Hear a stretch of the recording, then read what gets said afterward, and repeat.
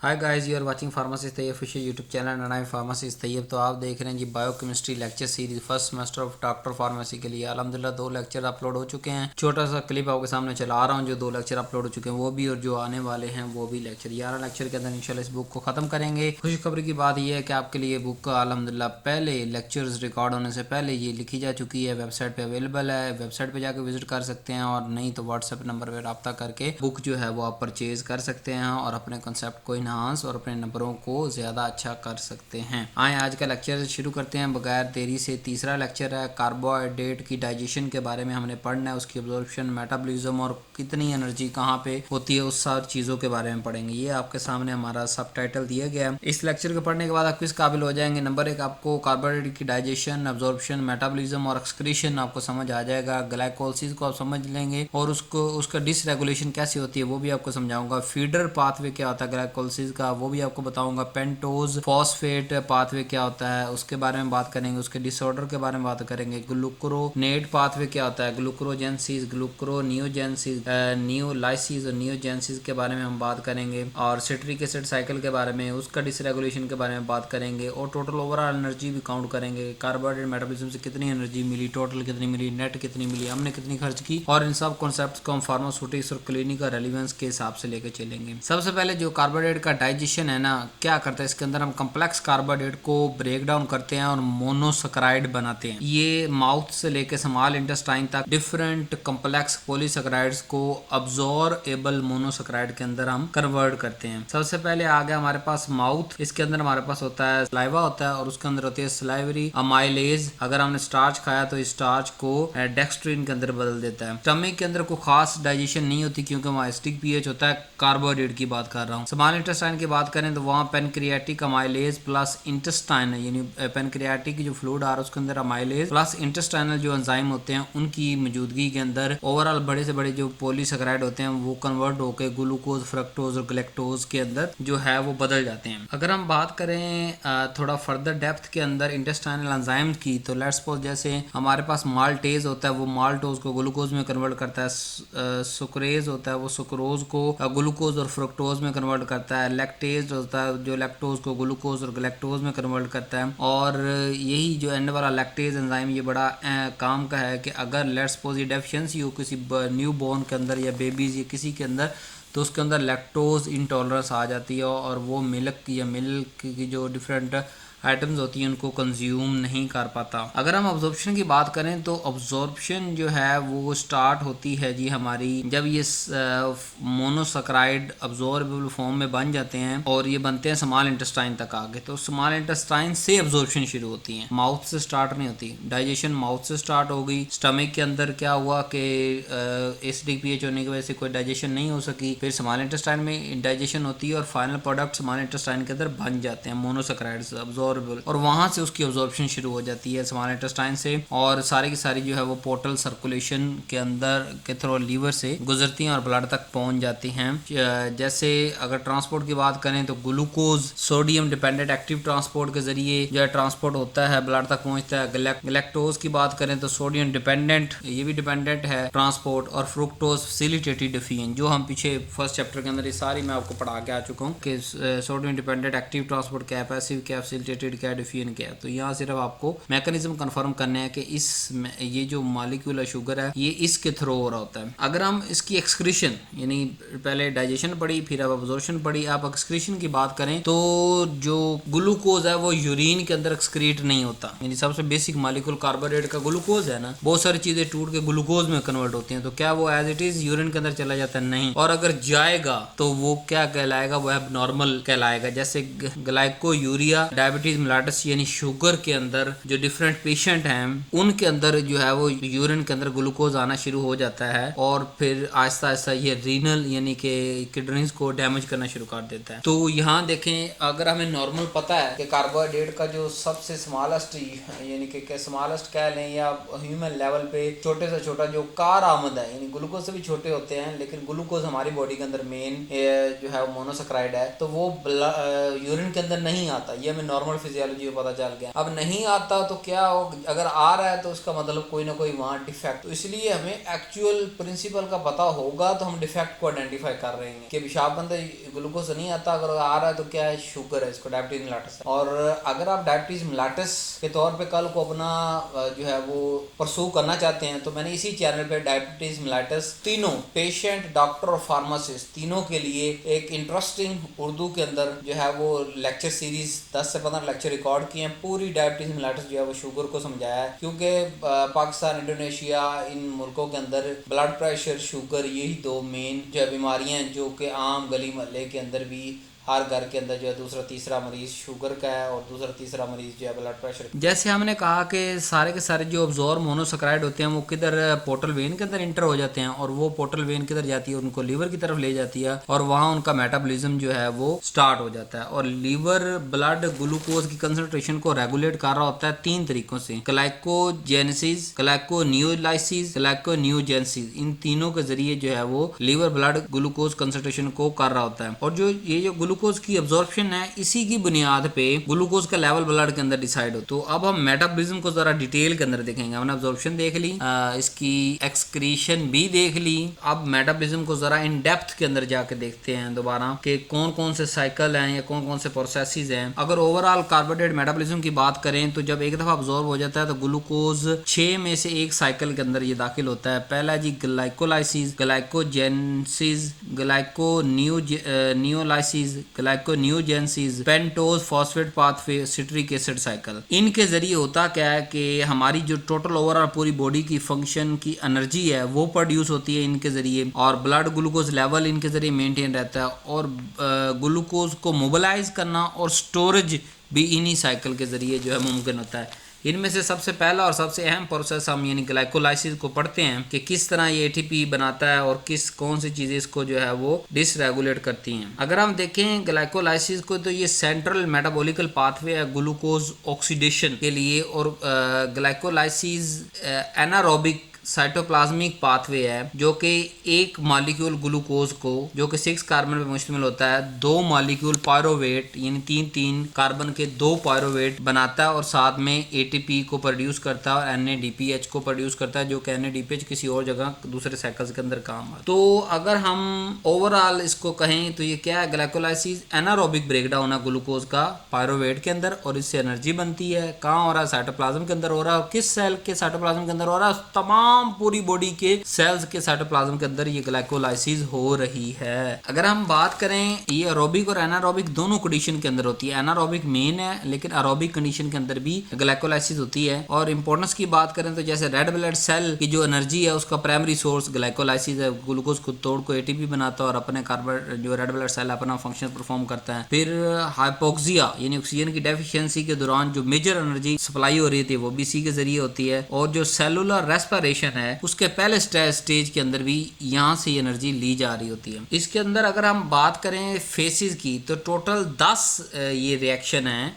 जो कि 2 मेजर हम फेसेस के अंदर जो है इसको डिवाइड कर लेते हैं। 1 से लेके 5 तक जो स्टेज होती है ना ग्लाइकोलाइसिस की, उसको कहते हैं एनर्जी इन्वेस्टमेंट फेज। इसके अंदर हम एटीपी जो है वो कंज्यूम करते हैं और ग्लूकोज को 2-3 कार्बन वाले कंपाउंड यानी पायरोवेट के अंदर कन्वर्ट कर लेते हैं। 6 से 10 तक जो है वो क्या है कि वो एनर्जी पे ऑफ फेज है। 4 एटीपी प्रोड्यूस होती हैं, 2 NADPH जो है वो प्रोड्यूस होते हैं, 2 पायरोवेट के मॉलिक्यूल इस फेज के दौरान बनते हैं। तो पहले यानी 1 से लेके 5वें रिएक्शन तक हम एनर्जी इन्वेस्ट करते हैं और 6 से लेके 10वें रिएक्शन तक टोटल 10 स्टेप हैं इसके ग्लाइकोलाइसिस के। उस आखिरी 5 के दरमियान हम एनर्जी जो इन्वेस्ट की होती है उसको पे ऑफ यानी कि वहां से वो एनर्जी निकालते हैं, प्लस NADPH भी निकालते हैं। बार-बार NADPH इसलिए कर रहे हैं, ये आगे दूसरे साइकिल्स के अंदर हमने इसको इस्तेमाल करना है, और पायरोवेट के मॉलिक्यूल्स भी निकाल। तो स्टेप वाइज हम अगर इसको लेके चलें, जो मेन एंजाइम इसके अंदर इन्वॉल्व होते हैं वो है जी हेक्सोकाइनेज, फॉस्फोफ्रुक्टोज काइनेज 1 और पायरोवेट काइनेज। ये होते हैं मेन 3 एंजाइम इन्वॉल्व होते हैं। ये आपके सामने डायग्राम बनाई गई है और इसके अंदर 2 फेसेस अलग भी की गई हैं। पहले 5 रिएक्शन अलग, दूसरे 5 अलग। हाँ, इन्हें जरा थोड़ा डिटेल इसको एलेबोरेट करता हूँ। पहले स्टेप के अंदर ग्लूकोज की क्या होती है, फॉस्फोराइलाइजेशन होती है, यानी यानी कि ग्लूकोज के साथ फॉस्फेट जोड़ा जा रहा होता है। ग्लूकोज और इस पे एंजाइम का काम करता है ग्लूकोकाइनेज, हेक्सोकाइनेज या ग्लूकोकाइनेज एक्ट करता है और ग्लूकोज को ग्लूकोज 6 फॉस्फेट यानी फॉस्फेट उसके साथ अटैच हो जाती है। यहाँ एटीपी खर्च होते हैं और ये इरिवर्सिबल स्टेप है और ग्लूकोज को सेल के अंदर इंट्रैप कर देते हैं, यानी ये ग्लूकोज 6 फॉस्फेट बन जाता है। तो होता क्या है कि ये सेल से बाहर नहीं जा सकता इस फॉर्म के अंदर। दूसरे स्टेप पे होती है आइसोमराइजेशन, यानी ग्लूकोज 6 फॉस्फेट से हम फ्रुक्टोज 6 फॉस्फेट बनाते हैं, यानी उसका आइसोमर बना लेते हैं। एंजाइम इन्वॉल्व होता है फॉस्फोग्लूकोज आइसोमरेज। तो ग्लूकोज 6 फॉस्फेट से बन गया फ्रुक्टोज 6 फॉस्फेट, यानी एक्चुअली हुआ क्या कि एल्डोज से बन गई कीटो शुगर और ये भी रिएक्शन रिवर्सिबल होता है। तीसरे स्टेप की अगर बात करें तो वो जो फ्रुक्टोज 6 फॉस्फेट बना है उस पे फॉस्फोफ्रुक्टोज काइनेज 1 एंजाइम एक्ट करता है और उसको 1,6 बाइफॉस्फेट यानी एक और जो फॉस्फेट है वो और अटैच हो जाता है। तो पहले था फ्रुक्टोज 6 फॉस्फेट के छठे नंबर पे फ्रुक्टोज लगा है, आप पहले नंबर पे भी लगा देते हैं तो वो क्या बन जाता है फ्रुक्टोज 1,6 बाइफॉस्फेट 2। यहाँ भी एटीपी कंज्यूम होती है, ये रिवर्सिबल रिएक्शन है, रेट लिमिटिंग स्टेप है यानी कंट्रोल करता है और जो है वो इसकी रेगुलेशन किस पे डिपेंड होती है, एएमपी, एडीपी और फ्रुक्टोज 2,6 बाइफॉस्फेट पे डिपेंड होती है और ये एटीपी और सिट्रेट से इनहिबिट होता है। चौथा आइसोमराइजेशन के बाद हमारे पास आता है क्लेवेज टूटना, क्लेवेज होना कि जो फ्रुक्टोज 1,6 बाइफॉस्फेट है वो बदल जाता है एल्डोलाइसिस के जरिए, एल्डोलेज एक एंजाइम है उसके जरिए ग्लिसरल्डिहाइड 3 फॉस्फेट G3P और डाइहाइड्रोक्सी एसीटोन फॉस्फेट DHAP के अंदर तो 2-3 कार्बन वाले कंपाउंड बन गए। पांचवें स्टेप पे फिर आइसोमराइजेशन होती है और जो DHAP यानी ऊपर दो चीजें बनी थी, G3P यानी कि ग्लिसरल्डिहाइड 3 फॉस्फेट और दूसरा बना था डाइहाइड्रोक्सी एसीटोन फॉस्फेट। वो जो डाइहाइड्रोक्सी एसीटोन फॉस्फेट है उसको कन्वर्ट कर देता है ग्लिसरल्डिहाइड 3 फॉस्फेट के अंदर, दोबारा फिर आइसोमराइजेशन होती है। अब हमारे पास चौथे स्टेप के अंदर एक G3P था और एक DHAP था और पांचवें स्टेप आइसोमराइजेशन होने के बाद दोनों मॉलिक्यूल G3P यानी कि ग्लिसरल्डिहाइड 3 फॉस्फेट के अंदर कन्वर्ट हो जाते हैं। यहां तक टोटल जो एनर्जी कंज्यूम हुई है वो क्या हुआ है कि 2 ATP कंज्यूम हो चुकी हैं, 2 ATP खर्च हो चुकी हैं और एक ग्लूकोज का मॉलिक्यूल 2 G3P में कन्वर्ट हो। अब दूसरी फेज शुरू होती है जहां से हमने एनर्जी कमानी है या निकालनी है। उसका स्टेप नंबर 6 है, ये रिएक्शन नंबर 6 है। वो क्या है जी, ऑक्सीडेशन और NADPH के फॉर्मेशन के G3P जो एक G3P है उसके ऊपर G3P डाइहाइड्रोजिनेज एक्ट करता है और 1,3 बाइफॉस्फोग्लिसरेट बनाता है और NAD पॉजिटिव से NADPH बनता है जो कि हाईली एनर्जी इंटरमीडिएट फॉर्म है। स्टेप 7 या 7वां रिएक्शन पे क्या होता है कि सबस्ट्रेट लेवल फॉस्फोराइलेशन होती है कि जो हमारे पास 1,3 बाइफॉस्फेट जो था हमारे पास ग्लिसरेट वो कन्वर्ट हो जाता है, उसके ऊपर फॉस्फोग्लिसरेट काइनेज एक्ट करता है और 1,3 से वो सिर्फ 3 फॉस्फोग्लिसरेट जो है वो रह जाता है और यहाँ पे एटीपी जनरेट होती है। और यहाँ 2 मॉलिक्यूल थे, जारी बात है। यहाँ से हम एक रिएक्शन आगे बढ़ रहे हैं यानी कि एक G3P पे सारा पढ़ लेंगे छठे से लेकर 10वें तक, दूसरे G3P पे भी यही हो रहा होगा, ठीक है, क्योंकि एक ग्लूकोज से 2 G3P बनेंगे और हम एक G3P के बारे में पढ़ रहे हैं। तो G3P आगे कन्वर्ट हो जाता है जो 1,3 बाइफॉस्फेट ग्लिसरेट के अंदर और वो जब 3 फॉस्फोग्लिसरेट के अंदर बनता है तो एटीपी जनरेट करता है। 8वें के अंदर फिर रीअरेंजमेंट होती है और 3 फॉस्फोग्लिसरेट 2 के अंदर शिफ्ट हो जाता है कि तीसरे नंबर पे जो फॉस्फेट लगा है वो दूसरे नंबर पे शिफ्ट हो जाता है। इनोलेज एंजाइम इसके अंदर इस्तेमाल होता है और ये हाईली एनर्जी कंपाउंड होता है। 10वें स्टेप पे फाइनल पे ये जो PEP है यानी कि फॉस्फोफिनोल पायरोवेट है, ये पायरोवेट काइनेज एंजाइम इस पे एक्ट करता है और पायरोवेट बना देता है और साथ में एटीपी जनरेट करता है, क्योंकि फिर एक और जो है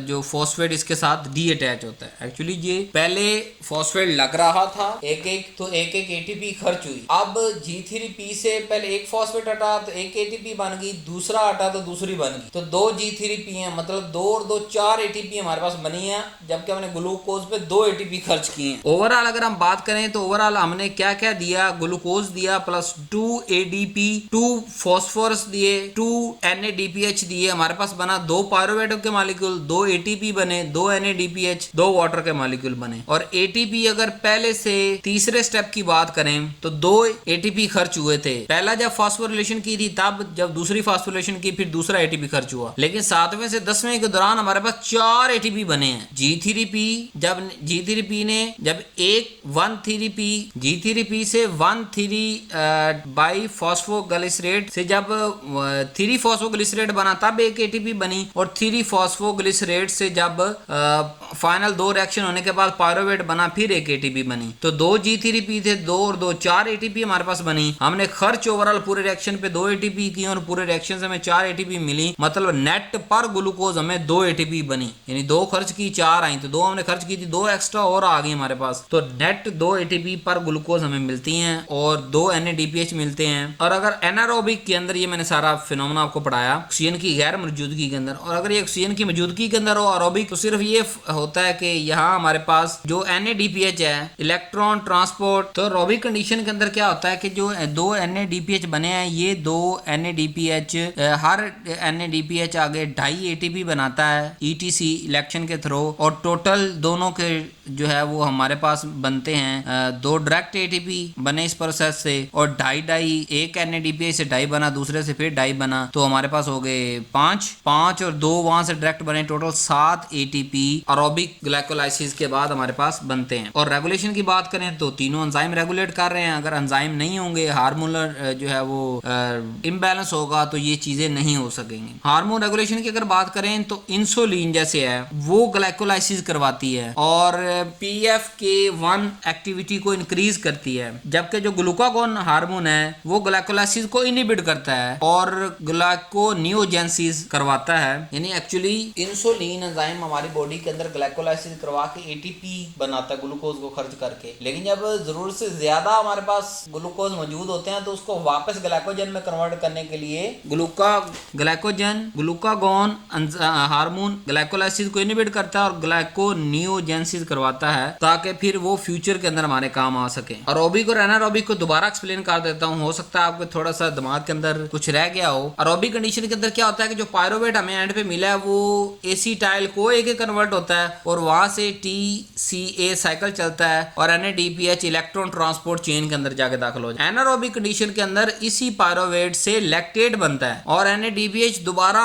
रीजनरेट होता है। जैसे कि रेड ब्लड सेल के अंदर या हाइपोक्सी कंडीशन के अंदर जब ऑक्सीजन नहीं होती तो एनारोबिक की कंडीशन चल रही होती है, और जब ऑक्सीजन मौजूद होती है तो यही पायरोवेट एसीटाइल कोए में कन्वर्ट होता है और वहां से एरोबिक के अंदर जो पायरोवेट है वो ट्राइसाइक्लिक एसिड साइकिल के अंदर दाखिल हो जाता है और NADPH जाके इलेक्ट्रॉन ट्रांसपोर्ट चेन के अंदर दाखिल होती है। जबकि एनारोबिक के अंदर ऐसा नहीं होता, पायरोवेट से लैक्टेट बनता है और NADPH डीजनरेट हो जाता है, रीजनरेट होता है, NAD पॉजिटिव रीजनरेट हो जाता है। तो डिसरेगुलेशन यानी कब नहीं होगी ग्लाइकोलाइसिस, जब पायरोवेट काइनेज एंजाइम जिसकी वजह से ये सारी चीज चलनी है वो नहीं होगा तो ये साइकिल नहीं चल सकता। नंबर 2, जब बहुत ज्यादा एक्सेसिव एनारोबिक ग्लाइकोलाइसिस हो रही होती है या हाइपोक्सिया होता है, ऑक्सीजन की कमी होती है, ये शॉक होता है, तब हमारे पास लैक्टिक एसिडोसिस होना शुरू हो जाता है इससे, जिससे फिर क्या होता है कि लैक्टेट जो बहुत ज्यादा बना होता है वो अकोमुलेट हो जाता है हमारे ब्लड के अंदर और हमारे ब्लड की पीएच को डिक्रीज कर। ग्लाइकोलाइसिस की अगर फार्मास्यूटिकल रेलेवेंस देखें तो ग्लाइकोलाइसिस हमारे पास एज ए टारगेट होता है कैंसर थेरेपीज के अंदर, नंबर 2 डायबिटीज मैनेजमेंट के अंदर, हाइपोक्सिया मैनेजमेंट के अंदर, मेटाबॉलिकल डिसऑर्डर डिफरेंट रिसर्च करने के लिए, और कुछ ड्रग जैसे ग्लूकोज ट्रांसपोर्ट को ट्रांसपोर्ट है तो ग्लूकोज की मदद से वो ट्रांसपोर्ट होगी ड्रग, इंसुलिन सिग्नलिंग की बुनियाद पर ग्लाइकोलाइसिस होती है और डिफरेंट एंजाइम अपनी एक्टिविटी इसी बुनियाद पर परफॉर्म करते हैं। तो एक्चुअली जब हम ग्लाइकोलाइसिस को पढ़ लेते हैं, समझ लेते हैं, तो हम थेराप्यूटिकल इंटरवेंशन कर सकते। और यही जो ग्लाइकोलाइसिस है, जैसे मैंने आपको बताया कि आगे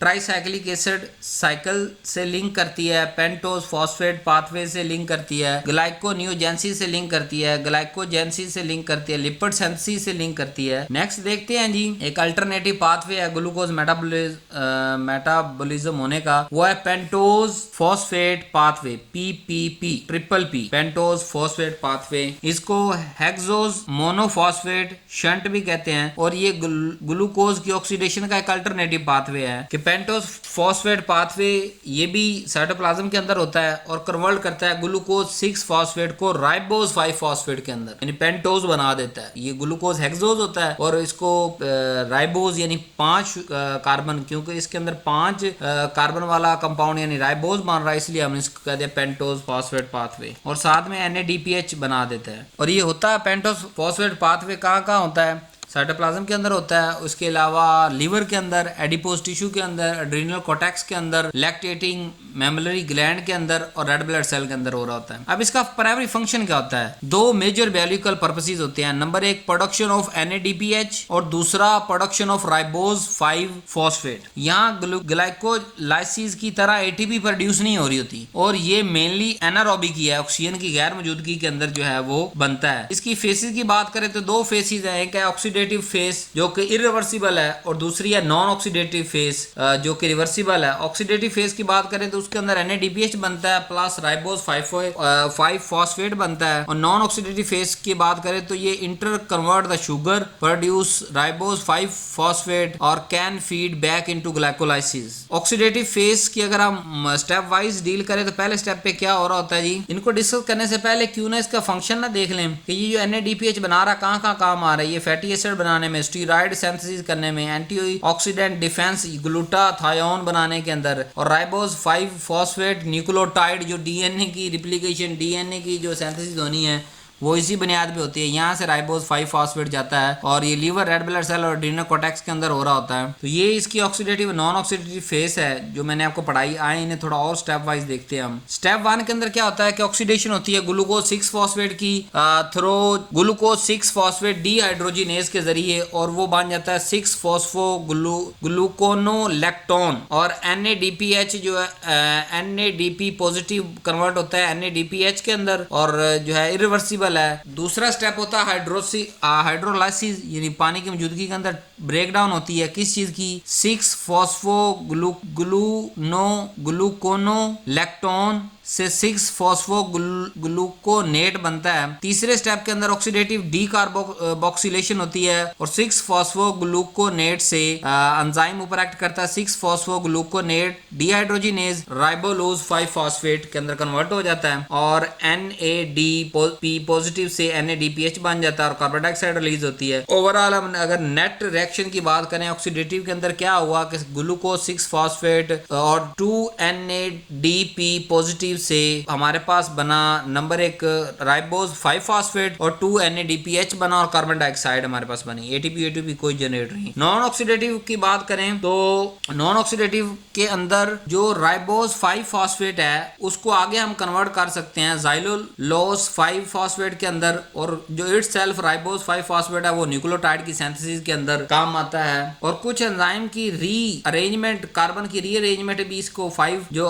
ग्लूको राइबोज 5 फॉस्फेट है इसको रीअरेंज करके अगर वो फ्रुक्टोज 6 फॉस्फेट या G3P यानी ग्लिसरल्डिहाइड 3 फॉस्फेट में कन्वर्ट करता है तो ये दोबारा फिर ग्लाइकोलाइसिस के अंदर ये चीजें दाखिल हो जाती हैं। तो कहां से रेगुलेट किया जा रहा है जी? PPP को जो की एंजाइम में रेगुलेट कर रहा है वो है ग्लूकोज 6 फॉस्फेट डीहाइड्रोजिनेज। किस पे डिपेंड करता है कि NADP पॉजिटिव होना चाहिए और सेल की डिमांड हो के NADPH बने तो ये रिएक्शन, ये साइकिल चलता है। जैसे हमने ओवरऑल बात की कि ये फैटी एसिड की सिंथेसिस, स्टीरॉयड की सिंथेसिस, डिटॉक्सिफिकेशन रिएक्शन डिफरेंट जैसे हैं, ड्रग का मेटाबॉलिज्म और साइटोक्रोम P450 सिस्टम उसके दौरान ये यूज होता है साइकिल। एंटीऑक्सीडेंट डिफेंस के तौर पे वो NADPH वो ग्लूटाथायोन के अंदर कन्वर्ट होता है। अगर रेड ब्लड सेल की बात करें तो रेड ब्लड सेल के अंदर माइटोकॉन्ड्रिया नहीं होता तो ये NADPH नहीं बना सकता किसी और पाथवे के थ्रू। तो रेड ब्लड सेल इसी पेंटोज फॉस्फेट पाथवे के थ्रू ही NADPH बनाता है अपने अंदर, और ये रेड ब्लड सेल को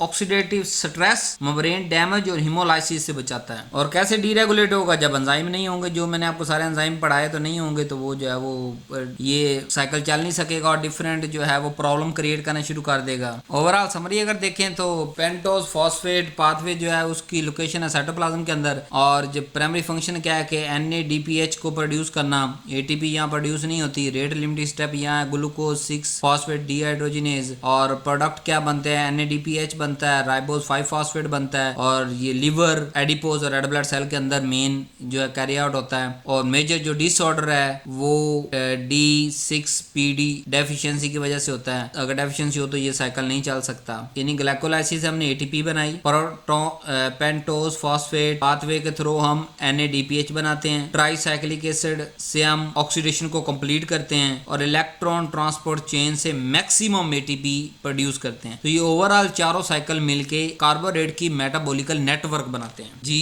तो नेक्स्ट हमारे पास आ गया जी ग्लाइकोजन का मेटाबॉलिज्म। दो मेन इसमें प्रोसेस हैं, एक है ग्लाइकोजेनेसिस और दूसरा हमारे पास है ग्लाइकोनियोलाइसिस। नाम से जाहिर है, ग्लाइकोजेनेसिस मतलब ग्लाइकोजन का बनना, किससे, ग्लूकोज से। ग्लाइकोजिनोलाइसिस, लाइसिस मतलब टूटना, यानी ग्लाइकोजन का टूटना किसके अंदर, जिससे बना था, यानी ग्लूकोज के अंदर। तो ग्लूकोज से ग्लाइकोजन का बनना इज कॉल्ड ग्लाइकोजेनेसिस। लोकेशन इसकी लिवर, मसल, और हार्मोन कौन सा चाहिए, इंसुलिन स्टिमुलेट करता है कि जो एक्स्ट्रा ग्लूकोज है वो ग्लाइकोजन के अंदर कन्वर्ट हो जाए, ताकि ब्लड का जो ग्लूकोज है खाने के बाद वो मेंटेन हो सके। ग्लाइकोजिनोलाइसिस यानी कि ग्लाइकोजन का ब्रेकडाउन होकर ग्लूकोज में कन्वर्ट होना, इसके लिए हार्मोन हमें चाहिए इंसुलिन से उल्ट जो है ग्लूकागॉन या एड्रेनालिन हार्मोन। इन दोनों की वजह से ग्लाइकोजिनोलाइसिस होती है और ग्लूकोज की बहुत ज्यादा मिकदार ब्लड के अंदर दाखिल हो जाती है। और ये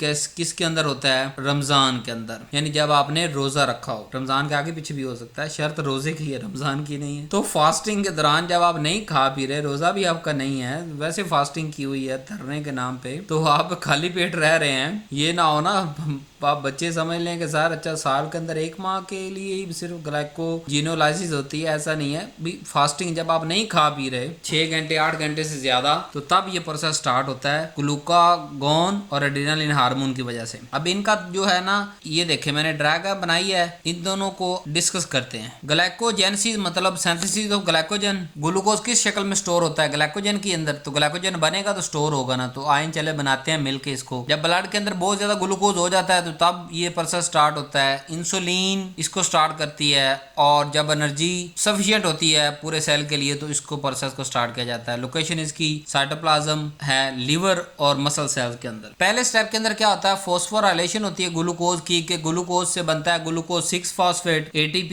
खर्चा करेंगे, लेकिन आप ग्लूकोज अंदर इंट्रैप हो गए सेल क्या, वो बाहर नहीं जा सकता। ग्लूकोज अंदर बाहर आ जा सकता था, ग्लूकोज 6 फॉस्फेट नहीं आ जा सकता। दूसरे स्टेप इसकी होगी आइसोमराइजेशन, यानी कि ग्लूकोज 6 फॉस्फेट से बनेगा ग्लूकोज 1 फॉस्फेट, सिर्फ फॉस्फेट की पोजीशन चेंज हुई, यानी कि 6 कार्बन से कार्बन नंबर 1 पे फॉस्फेट शिफ्ट हो गया। फिर जो है वो यही ग्लूकोज जो है वो एक्टिव होगा, थर्ड स्टेज पे एक्टिवेशन ऑफ ग्लूकोज, कि ग्लूकोज 1 फॉस्फेट जो है उसके जरिए UTP से UDP ग्लूकोज बनेगा। UDP ग्लूकोज ये एक्टिवेटेड ग्लूकोज डोनर है, कि इसके पास ग्लूकोज मौजूद है जो कि किसी को जाके डोनेट कर देगा। चौथे स्टेप के अंदर होती है इनिशिएशन, कि glycogenin protein act as a primer, और UDP glucose attach to glycogenin, और glycogen synthesis can not begin without this primer, यानी ये प्रोटीन होगी तो ही आगे जो है वो ग्लाइकोजन बन सकेगा ग्लूकोज से। तो इस प्रोटीन के साथ अटैच हो जाता है, और जो है वो इस तरह। पांचवें स्टेप पे चेन एलोंगेशन होती है, कि UDP ग्लूकोज से बनता है ऐड ग्लूकोज, एक और ग्लूकोज ऐड कर दिया जाता है अल्फा 1,4 बाउंड के जरिए। फिर ऐसा ऐसा ब्रांच होती है, वो भी अल्फा 1,6 ग्लाइकोसिडिक बाउंड के जरिए, और ब्रांचिंग इंक्रीज होती चली जा रही होती। इसके दौरान एनर्जी कितनी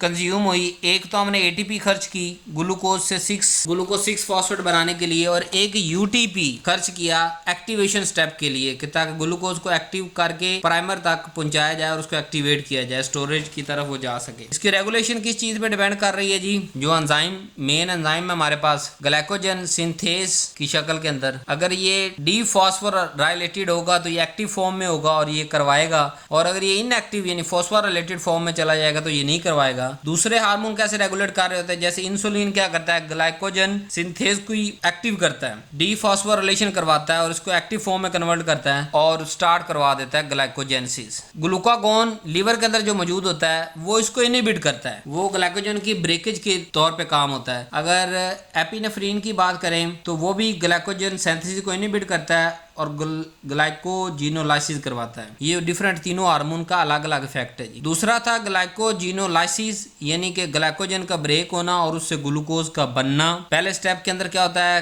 क्लेवेज होता है अल्फा 1,4 बाउंड का, यानी ग्लाइकोजन से बनता है ग्लूकोज 1 फॉस्फेट। दूसरे में डी ब्रांचिंग होती है और डी ब्रांच होने के बाद ग्लूकोज को फ्री हो जाता है ब्रांच पॉइंट पे। फिर ग्लूकोज 6 फॉस्फेट में कन्वर्ट होता है, यानी ग्लूकोज 1 फॉस्फेट जो है 6 फॉस्फेट में कन्वर्ट होता है। और फिर चौथा स्टेप जो है लीवर के अंदर होता है कि ग्लूकोज 6 फॉस्फेट को ग्लूकोज के अंदर कन्वर्ट कर दिया जाता है और वो ग्लूकोज फिर ब्लड जो है वो ब्लड के अंदर फेंक दिया जाता है। तो दोनों का वाइस वर्सा, अगर एक याद हो तो दूसरा ऑटोमेटिकली आपको याद हो सकता है। अब जो ग्लाइकोजन है ये मसल के अंदर भी होता है, लीवर के अंदर भी होता है। मसल के अंदर क्या करता है, वहां लोकली ग्लाइकोजन यूज होता है और ग्लाइकोजिनोलाइसिस करवाता है और वहां ग्लूकोज बना के देता है मसल को। और लीवर के अंदर जो ग्लाइकोजन होता है वो ब्लड को देता है बना के। ग्लाइकोजन फॉस्फोराइलेज एंजाइम सबसे मेन इसके अंदर है जी हमारे पास। कंपैरिजन करें अगर हम लीवर और मसल ग्लाइकोजन का, तो मसल के अंदर जो है वो एनर्जी मसल को प्रोवाइड करने के लिए काम करता है और लीवर के अंदर ब्लड को ग्लूकोज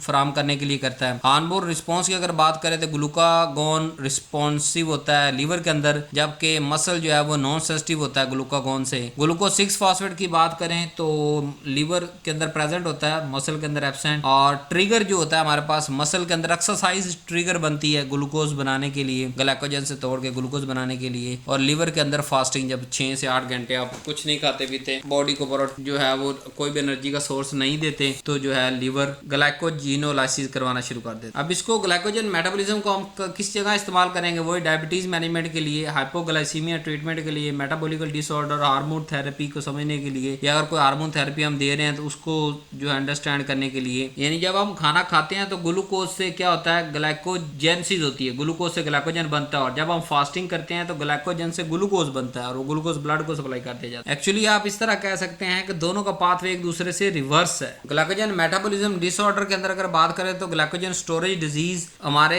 पास होती है, वॉन गियर डिजीज, मैकआर्डल डिजीज। सिम्टम इसमें हाइपोग्लाइसीमिया, बहुत ज्यादा जो है ग्लूकोज की कमी होती है ब्लड के अंदर, मसल वीकनेस आती है बहुत ज्यादा। फार्माकोलिकल हम इसको मैनेज कर सकते हैं या न्यूट्रिशनल के जरिए भी कंट्रोल कर। नेक्स्ट हमारे पास आ गया जी ग्लाइकोनियोजेनेसिस। कि ग्लाइकोनियोजेनेसिस क्या होता है कि ग्लूकोज को बनाना from non carbohydrate source. Glycogen lysis हो रहा है, ग्लाइकोजन यानी ग्लाइकोजन के टूट से ग्लूकोज का बनना, यानी वो कार्बोहाइड्रेट बन रहा है। लेकिन न्यू का लफ्ज जब आ गया, मतलब न्यू ग्लूकोज बनाना है, कहां से, नॉन कार्बोहाइड्रेट सोर्स से, यानी अमाइनो एसिड से, लैक्टेट से, ग्लिसरॉल से, लिवर और किडनी दोनों के अंदर बन रहा होता है। और ग्लाइकोनियोजेनेसिस अगर इंपॉर्टेंट की बात करें तो हाइपोग्लाइसीमिया को प्रिवेंट करता है। अगर हाइपोग्लाइसीमिया हो रहा है तो हम ये खुद इंड्यूस करवाते हैं, फास्टिंग के अंदर ये एक्टिव हो जाता है। ब्रेन और रेड ब्लड सेल के लिए बड़ा जरूरी होता है। और अगर डिसरेगुलेट हो जाए तो फिर शुगर करवा देता है, बहुत ज्यादा ग्लूकोज बन जाता है। कार्बोहाइड्रेट सोर्स से ग्लूकोज का बनना ग्लाइकोजन लाइसिस। ग्लाइकोनियोजेनेसिस यानी नॉन कार्बोहाइड्रेट सोर्स से ग्लाइकोजन का बनना। आए इसको स्टेप को समझते हैं, पिक्चर आपके सामने है। पहले स्टेप के अंदर क्या होता है कि पायरोवेट से ऑक्सलो एसीटेट माइटोकॉन्ड्रिया के अंदर बनता है, पायरोवेट कार्बोक्सिलेज एंजाइम की मौजूदगी के अंदर। इसके लिए एटीपी चाहिए, बायोटिन चाहिए और कार्बन डाइऑक्साइड चाहिए। और एसिटाइल कोए के जरिए ये एक्टिव होके, पायरोवेट से पहले पायरोवेट एसीटेट कोए, उसके बाद ये ऑक्सालोर एसीटेट बनता है। दूसरे स्टेप पे ऑक्सालोर एसीटेट से बनता है जी फॉस्फोइनोल पायरोवेट। इसके लिए जीटीपी चाहिए, कार्बन डाइऑक्साइड रिलीज होती है। तीसरे स्टेप पे क्या होता है कि जो दूसरे स्टेप पे हमारे पास फॉस्फोफिनोल पायरोवेट कन्वर्ट होता है 2 फॉस्फोग्लिसरेट, वो कन्वर्ट होता है 3 फॉस्फोग्लिसरेट, वो कन्वर्ट होता है 1,3 बाइफॉस्फोग्लिसरेट, वो बनता है ग्लिसरल्डिहाइड 3 फॉस्फेट, या वो कन्वर्ट होता है फिर फ्रुक्टोज 1,6 बाइफॉस्फेट। और तीसरे स्टेप पे ये जो फ्रुक्टोज 1,6 बाइफॉस्फेट है, ये फ्रुक्टोज 1,6 बाइफॉस्फेटेज एंजाइम एंजाइम की मौजूदगी के अंदर फ्रुक्टोज 6 फॉस्फेट में कन्वर्ट होता है और लास्ट स्टेप के अंदर ये ग्लूकोज 6 फॉस्फेट से ग्लूकोज के अंदर कन्वर्ट हो जाता है। एक मॉलिक्यूल ग्लूकोज बनाने के लिए यहाँ हमें 2 पायरुवेट के मॉलिक्यूल चाहिए होते हैं और 4 एटीपी, 2 जीटीपी, 2 NADPH रिक्वायर होते हैं। टोटल हाई एनर्जी जो फॉस्फेट बाउंड वो 6 यूज होते हैं और ये बहुत ज्यादा एनर्जी खपाने वाला प्रोसेस है। जो चारों के चारों एंजाइम है वो इसके अंदर की रेगुलेटर हैं और उसी की बुनियाद पे ये रेगुलेट हो रहा होता है। पहला जो एक्टिवेशन के लिए एसिटाइल को साथ में ग्रुप लगता है। हार्मोन रेगुलेशन की बात करें तो इंसुलिन क्या करता है कि इनहिबिट करवाता है ग्लाइकोनियोजेनेसिस को। अगर इंसुलिन मौजूद होगा तो वो ग्लाइकोनियोजेनेसिस नहीं करवाएगा, वो ग्लाइकोलाइसिस को स्टिमुलेट करेगा। फास्टिंग के दौरान ग्लूकागोन जो है वो इसको ग्लाइकोनियोजेनेसिस को जब कोई और सोर्स ना मिल रहा हो तो इस सोर्स के थ्रू जो है वो ग्लूकोज बनाना शुरू कर देता है ग्लूकागोन, और CAMP की मिकदार बहुत ज्यादा बढ़ जाती है। कोर्टिसोल भी क्या करता है कि प्रोटीन को ब्रेक डाउन करता है और अमाइनो एसिड से ग्लाइकोनियोजेनेसिस करवाना शुरू कर देता है कोर्टिसोल भी। कहाँ पे हम इसको इस्तेमाल करेंगे? डायबिटिक मैनेजमेंट के अंदर, मेटाबॉलिकल डिसऑर्डर्स के अंदर, और अगर हमें हार्मोनल थेरेपी देनी पड़े, ग्लूकागोन सिग्नलिंग, इंसुलिन रिस्पांस, इन सब चीज़ों को सामने रखते हुए हम जो है वो हार्मोनल थेरेपी देते हैं और इस साइकिल को ज़हन के अंदर रखते हैं। तो ये हमारे पास था कि नॉन कार्बोहाइड्रेट सोर्स से ग्लूकोज का बनाना ग्लाइकोनियोज। नेक्स्ट हमारे पास आ गया सिट्रिक एसिड साइकिल। ये कॉमन पाथवे होता है कार्बोहाइड्रेट, लिपिड और प्रोटीन के लिए मेटाबॉलिज्म के अंदर हो रहा होता है। इसका काम क्या है कि ATP को निचोड़ लेना, ATP निकाल लेना, बना देना, और इंटरमीडिएट डिफरेंट बायोसिंथेसिस के लिए जो इस्तेमाल होते हैं इंटरमीडिएट उनको बनाना, और सारे मेजर जो मेटाबॉलिकल पाथवे उनको आपस के एक दूसरे के अंदर लिंक करना। और अगर डीरेगुलेशन की बात करें तो vitamin deficiency B1, B2, B6, hypoxia, oxygen की कमी और माइटोकॉन्ड्रिया डिसऑर्डर, इनकी वजह से जो है ये डिसरेगुलेट हो सकता है। और अगर बहुत ज्यादा तो आए इसको पढ़ते हैं ट्राइसाइक्लिक एसिड, इसको करब साइकिल भी कहते हैं, सेंट्रल एनर्जी क्लब भी कहते हैं, और माइटोकॉन्ड्रिया के अंदर हो रहा होता है। वहाँ देखते हैं जी किस तरह जो है वो ये सबको जोड़ रहा है। इसके 3-4 नाम है। पहला था citric acid cycle, try carboxylic acid cycle, करब साइकिल। ओवरऑल इसके अंदर क्या होता है कि एसिटाइल को से ऑक्सीडाइज करते हैं कार्बन डाइऑक्साइड और बनाते हैं NADPH, FADH2 और GTP। लोकेशन माइटोकॉन्ड्रिया होता है। स्टेप वाइज साइकिल को समझते हैं। सबसे पहले सिट्रेट बनता है जी एसिटाइल को जो कि 2 कार्बन पे मुश्तमिल होता है। उससे क्या होता है ऑक्सल और एसीटेट 4 कार्बन से 6 कार्बन सिट्रेट के अंदर एसिटाइल को जब जुड़ता है तो सिट्रेट बस 6 कार्बन बन जाता है। फिर उसकी आइसोमराइजेशन होती है यानी सिट्रेट से आइसोसिट्रेट बनता है। फिर फर्स्ट ऑक्सीडेटिव डीकार्बोक्सिलेशन होती है यानी आइसोसिट्रेट से अल्फा कीटो ग्लूटरेट बनता है और कार्बन डाइऑक्साइड रिलीज होती है NADPH बनता है। फिर सेकंड ऑक्सीडेटिव डीकार्बोक्सिलेशन होती है कि ऑक्सीजन की मौजूदगी के अंदर कार्बन डाइऑक्साइड कार्बन रिमूव होता है यानी अल्फा कीटो ग्लूटरेट से सक्सिनाइल को यानी कि टोटल 4 कार्बन बाकी बच जाते हैं। फिर कार्बन डाइऑक्साइड रिलीज होती है NADPH रिलीज होता है। 5वें स्टेप पे सक्सिनाइल को जो है सक्सिनेट के अंदर कन्वर्ट होता है और साथ में GTP बनाता है। अब GTP क्या है? ये ATP के इक्विवेलेंट है। जितनी एनर्जी हमें ATP देता है उतनी GTP देता है। 6ठे स्टेप पे हमारे पास फिर ऑक्सीडेशन होती है, सक्सिनेट से फ्यूमारेट बनाता है और FADH2 हमें देता है। 7वें स्टेप पे हाइड्रेशन होती है और फ्यूमारेट से मालेट बनता है और फाइनल ऑक्सीडेशन होने के बाद मालेट से ऑक्सालोर एसीटेट बनता है और साथ में NADPH रिलीज होता है। तो ओवरऑल एक एसिटाइल को से क्या हुआ, हमने 3 NADPH, 1 FADH2 और 1 GTP और 2 कार्बन डाइऑक्साइड हमने बना लिए। और अगर 3 NADPH की बात करें तो मैं पहले पढ़ा के आ चुका हूँ, एक NADPH ढाई ATP देता है तो 2.5 × 3 यानी 7.5 ATP इस 3 NADPH से बनेंगे।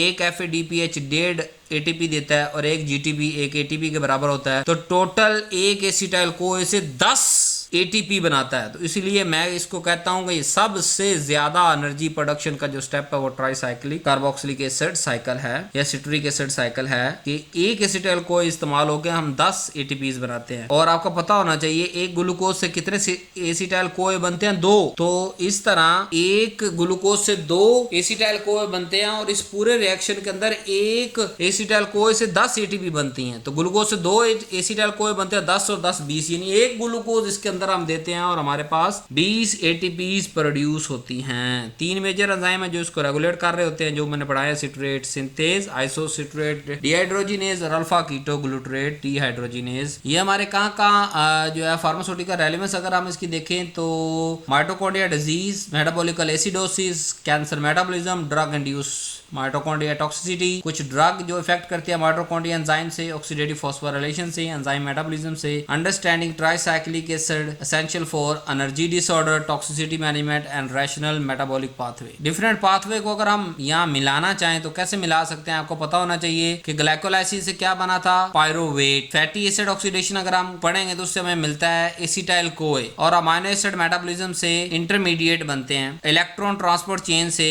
वो इलेक्ट्रॉन ट्रांसपोर्ट चेन जो ये NADPH और FADH2 इसे ATPs बनाता है। तो एक्चुअली ओवरऑल जो ट्राइसाइक्लिक कार्बोक्सिलिक एसिड साइकिल है या सिट्रिक एसिड साइकिल है, ये एक मेटाबॉलिकल हब है। तो 10 ATP पर तो एक ग्लूकोज से हमारे पास टोटल 20 ATP इससे बन रहे हो। उम्मीद है कि आपको आज का लेक्चर बहुत ज्यादा पसंद आया होगा। बहुत कम्प्लेक्स साइकिल थे जिनको मैंने बड़ी सिंपल फॉर्म के अंदर आपको बताने की कोशिश की है। फिलहाल यहाँ पे आपको मैं क्लिनिकल और फार्मास्यूटिकल रेलेवेंस जगह जगह बता के आ चुका हूँ, जिनमें से चंद एक आपके सामने फिर दोबारा लिखी हुई, diabetes mellitus, hypoglycaemia, enzyme deficiency, drug induce metabolical disturbance, enzyme imbalance disorder. तो इन सब को, इन साइकिल्स को आप याद रखें और इनको आगे जब हम क्लिनिकल के अंदर जाके लगाएंगे तो तब हमें ज्यादा अंडरस्टैंडिंग हो सकती है। So thank you very much. अपना कॉन्सेप्ट जो है वो और ज्यादा करने के लिए जो नीचे दी वेबसाइट, इस पर रब्ता करें और अपनी बुक परचेज करें। नहीं तो साथ में व्हाट्सएप नंबर दिया गया, अगर आप वेबसाइट पे नहीं जा सकते तो मेरी बुक अवेलेबल है सेमेस्टर 1 के लिए। कंप्लीट मेटाबॉलिज्म हर चीज ओके इस बुक के अंदर मौजूद है, तो आप जाएं और परचेज करें और जो है वो अपने अंडरस्टैंडिंग इसके अंदर से उठाएं। हर स्ट्रक्चर को, हर स्टेप को अलग अलग डिस्क्राइब किया गया इस बुक के अंदर। प्लस इसके बुक के अंदर MCQs, ट्रू फॉल्स, शॉर्ट